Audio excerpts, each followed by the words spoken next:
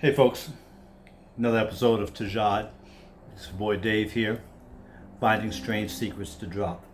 A little solemn this evening. I'm kind of concerned for this generation and all the rest of us for so many different reasons, but not overwhelmed at all. Keep in mind, just concerned. So I'm feeling like it's 2006 when my wife and I sold our home back east and moved out west here to Arizona. We did stop by Vegas, of course, first, but then we wound up in Arizona 2 years later. The thing is, though, is that when we got out to Vegas, we moved into a house, 3,500 square feet. We were paying $1,650 a month for rent. The house was valued at a little over half a million, and the owner wanted to sell it to us. Get this now, for 550 million. Excuse me, $550,000. He said all we had to do was put $5,000 down. I said I don't make that much money. Come on, I'm making 50 grand a year. My wife's income on the side, but I don't make that much money to qualify for a $500,000 house. He said, don't worry, I got you.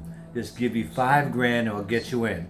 It was something called a NINA loan back then, no income, no asset loan. Now, I want you to keep in mind that this little detail about my life is in no way financial advice. The whole disclaimer, if you need advice, go to a CPA for your taxes, go to someone certified for all your financial advice. I'm not the guy, I'm just telling you from my experience. So, we didn't take that deal, and I wondered what was going on. So I looked into something called housingpanic.com at the time. And then I looked into the Case-Shiller report, a guy named Peter Schiff, and quite a few other blogs at the time, trying to find out what was going on. As it turns out, we were right there at the cusp of the beginning of The Big Short. That's a great movie. You need to watch it to find out what happened back in '06, '07, '08 in the housing market with the housing bubble. And I said, oh my goodness, this thing is going to fall fast. And this was in the end of the year in '06 I saw this happening. A lot of people weren't aware until late '07. Of course, in '08 everyone became aware. Well, right now, I'm really, really concerned with what's going on with the economy, even though you sometimes hear bells and whistles. Everything is okay, it's okay.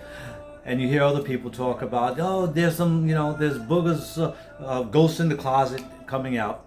Well, commercial real estate is a mess. The home situation is a mess. There's a lot of shadow inventory. A lot of the same games that were played back then in '06, '07, '08 are being played now, but with a different set of clientele. I really feel for you young folks that are looking to get a house, the millennial generation, Gen Z. It's really, really tough to consider what we've left you, a mess right now. But I got to tell you, there is hope. I got debt free.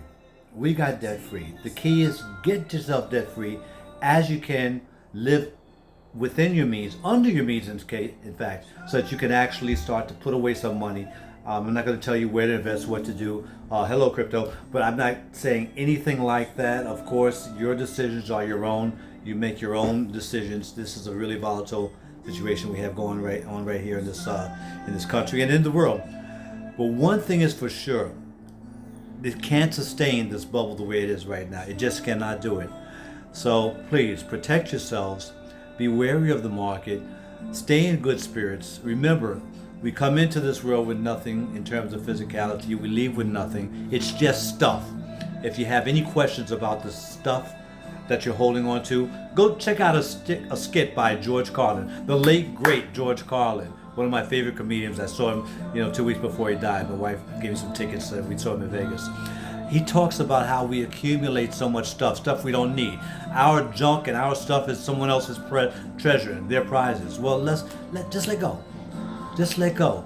There's so much freedom in letting go, just easing away from stuff and possessions. Right now we have one vehicle in the family. I had to let the other one go for various reasons. I had some problems and everything, and decided not to chase after another vehicle right now. Let go. Just let go. Guess what? We save so much money right now. We save so much money.